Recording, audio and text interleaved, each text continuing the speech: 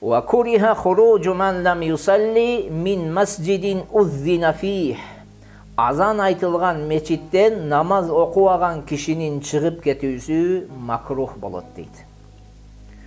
Азан айтканда мечиттин ичиндесизби, же азан айткандан кийин мечиттин ичине киресизби, намазыңызды окубай чыгып кетүүңүз макрух тахрими болот. Макрух тахрими болот. Арамга жакын болот. Пайгамбарыбыз саллаллаху алейхи ва салламдын хадисинде келет. Кайсыл киши азан айтылгандан кийин мечиттен кажеттүү адам гана чыгат, бар дарасын сындырып кайра дарат алып келет, же болсо эки жүздүү чыгат дейт, мунафык чыгып кетет дейт. Түшүндүңүзбү? Ушунча катуу айтылган хадистер бар. Ошондуктан мечиттерде азан айтылгандан кийин сиз мечитте намаз окуй элексизби, намаз убакыты кирдиби, сиз мечиттин ичиндесизби, сиз чыгып кетпеңиз таксыр. Намазыңызды окуп, жамаат менен, анан чыгып кете бересиз. Дуррул Мухтар деген китеп бар. Танвирул Абсарга шарх катарында жазылган. Бул китепте келет, Дуррул Мухтарда намаз убактынын киргенден кийин намаз окубай чыгып кетүү макрух тахрими дейт да. Ал азан айтылганбы, айтылган эмеси айырмасы жок дейт. Намаз убакыты кирдиби, саат 1:30 болду, сен мечиттесиңби? Намаз окубай чыгып кетүүң макрух болот. Неге сен жамааттан баш тартып чыгып кетип атасың?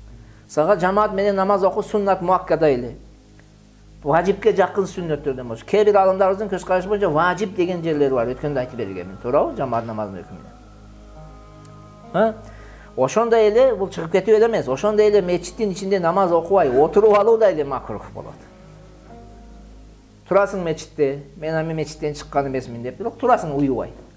Ошондо ошол да эле не болуп калат? Макрух тахрими болот. Мафхум? Кош. لا لمقيم جماعة أخرى. Башка жамаатты тургузуучу кишиге азан айтылган мечиттен чыгып кетүү макрух эмес. Кыскасы, башка жамааттын түптөөчүсү болгон кишиге мечиттен чыгып кетүү не эмес экен? Макрух эмес. Мисалы, имам же азанчы. Эгерде өзүнүн мечитине барышпаса, жамааттары тарап кетет да. Жамаатыңыз тарап кетет. Бирок биздин доорда тарап кетеби? Тарабайт. Сен келбесең да эл жамаат менен кыла берет, окуй берет. Ошон үчүн биздин доорда сен чыгып кеткениң макрух болот. Эгерде ушунчалык авторитеттүү адам болсоң, сен барбасаң, эл барбай турган болсо, сен чакырбасаң, эл келбей турган болсо, ошондо сиздин бул азан айтылган мечиттен чыгып кетүүңүз эмне эмес? Макрух эмес. Максат. Түшүндүңүзбү? Максат, жакшы максат менен чыгып кетип атат да. Хоп, ушул аталгандардан башка кишилерге дагы чыгууга болот. Мисалга, карагыла, кандай адамдарга кайра чыгууга болот? Азыр биз эмнени айттык? Азанчы менен имамды айттык. Алар башка жамаатты эмне кылышат? Сургузушат. Башка жамааттын ошол элдин чогулуп, ошол жерде намаз окуганына өтө чоң салым кошо турган кишилер болот. Мына ошол кишилердин чыгып кетүүсү эмне эмес дедик? Макрух эмес. Булардан сырткары дагы адамдар бар. Мисалга, bir adam var, men özümnün meclitimde okuyayım деген kişi var da. Misalga aytalı, sen çoğarıktasın, birok sen meclitin bu yerde. Men özüm meclitimde okuyayım deyip çıkıp ketseniz makruh emez. Eğer de özünüzün meclitinizde namaz okulaylık bolsa. Düşünüzler mi? Ya. Özün meclitinde namaz okulaylık bolsa çıkıp ketsen ne emesken? Makruh emez. Birok çıkbay, oşol azan okuyan meclitinde, oşol vakt kirgen meclitinde okuğun jakşırak bolot. Kelseňiz jakşı, tiyakta oksanız jakşırak. Çünkü söz? Ya, birok özüňizdin meclitinizde namaz okulgan bolsa çıkbaysız, makruh bolot çyгуу. Ekinci misalga, ustazının sabagın uğuu üçün anın meclitine baruu. Je ügüt nasihat uğuu üçün başka meclitke baruu. Bular da ele makruh emez. Misalga aytalı, bugün aytalı çoğarak medresesinde, je olsam Sentral Saraksi meclitinde bayan var. Ustazların savakları var. Çoğun ustazlar savak berişet misal. Mına oşol ustazlardın savaklarına barıp katışu, oşolordu uğuu, oşolorun ügüt nasihatını uğuu maksatında siz özünüzün meclitinizden çıkıp durup tiyak meclit cemaatga barıp okup oşol жерде nasihat okusanız ne eken? Bolat. Al küne emez. Düşünüktүү taksılarım? Je bolosam kayra kaytıp kelүү niyeti menen muhtаждыгыңызды өтөө үчүн чыгып кайра кирүү да эмне эмес? Макрух эмес. Ya. Düşünüңөр az özüme.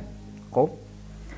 Тигилерде эки жооп болот да. Сен жанагы кайсыл жерде баян боло турган болсо, кайсы жерде сабак боло турган болсо, талим, тарбия, адеп ахлак үйрөтөт, канча фарз, арам, адалдарды үйрөтө турган жерге баруу бул эки жооп болот. Биринчи барып жамаат менен окугандыгыңыз бир маселе, экинчиси ошол жердеги үгүт насаатты угуп атасыз. Амри маруф нахи мункарларды. Афум? Кош.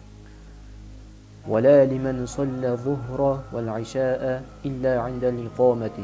Пешин жана куптан намазын окуган кишиге азан айтылган мечиттен чыгып кетүү макрух эмес. Бирок икомат айткан кезде чыгуу макрух болот.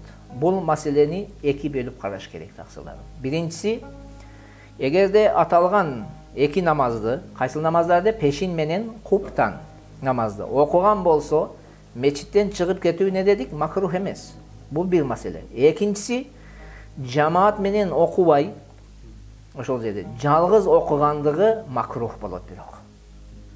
Сен эмне кылдың? Себепсиз, алдын ала сен эркектин мойнуга суннат муаккадайлы жамаат менен, эл менен бирге окуш керек эле.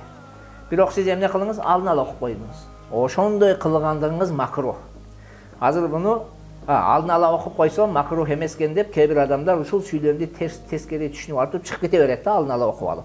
Азан айтса чыгып кетип калайын дейт да, ары бери окуйт да чыгып кетет. Пешинде. Көрдүңөрбү? Же азан айтылгандан кийин комат айткыча не кылып алайын? Чыгып кетейин дейт да, окуп алып ары бери окуйт да чыгып кетейин дейт. Бул кылганы жана пешинде окуп алгандыгы үчүн макрух болбойт. Жамаатка катышып, бирок алдын ала ошондой жамаатка катышпагандыгы бул өзүнчө маселе таксырын. Аны үчүн күнөөкөрлүгү бар сөзсүз түрдө. Ал суннат муаккаданы таштады. Анын мүмкүнчүлүгү болуп туруп, жамаат менен эмне кылбады? Намазды окубады. Ошон үчүн бул сүйлөмдү бар го, вала лиман салла зухра вал иша илля индал икомат эмне деп түшүрүш керек? Үзүрү менен, себеп менен алдын ала окуп алды. По причине. Себеп менен алдын ала окуп алды. Ошондо макрух эмес чыгып кетүүлөрү. Болбосо алдын ала окуп алгандыктары өзүнчө макрух болуп эсептелет. Себеби суннат муаккаданы эмне кылышты булар? Ташташты. Түшүнүп алдыңарбы таксыларым?